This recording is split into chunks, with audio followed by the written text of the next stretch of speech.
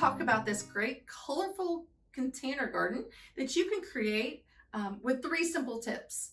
So the very first tip I want to give you when you're thinking about container gardenings is that you need number one, a thriller. And our thriller is either foliage or flowering plant that gives us this vertical element. And you can see on this lantana, I've included a white and then an orange and yellow lantana.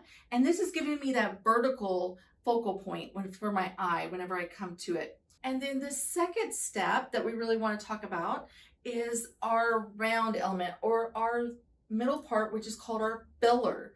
So we have our thriller, our filler. And our filler with this one is a celosia plant. It's a little bit small right now, but it's going to continue to grow throughout the season into the fall. And it's going to be a great color contrast. It's going to have that round mounding. You can see that it's a round head already. It's going to continue to grow. It's kind of giving us a dynamic element a little bit of our round element. And this is a curly whirly. It's called Curly Rush.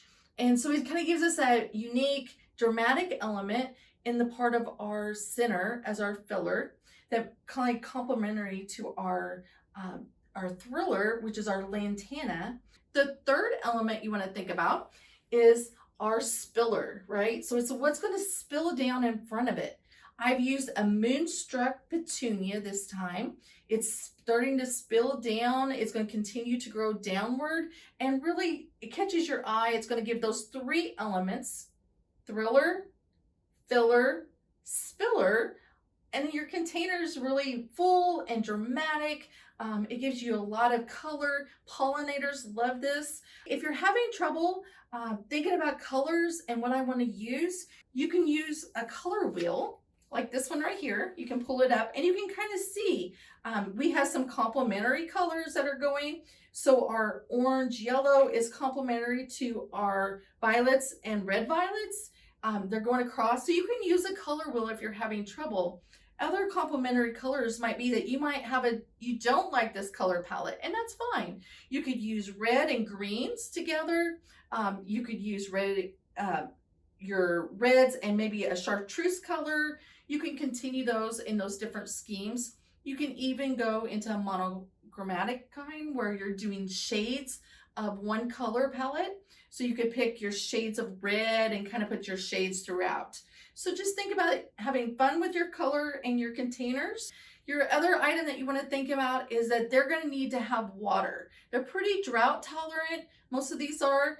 We know petunias are going to need a little more water. So you're going to want to check it daily to every other day. You're going to want to check the water and make sure that you're adding sufficient water to it, your container. You're also wanting to think about fertilization. There's 2 different ways. The first way is in this small container, you can use a slow release Osmocote type of fertilizer that's going to feed it for 2 to 3 months.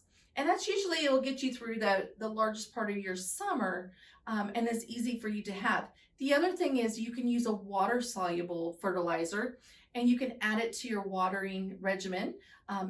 I would say every 2 weeks. You want to make sure that you're wanting to still have this lush and great growth of our plants. And so we want to make sure that we're maintaining them and giving them the proper care throughout the season.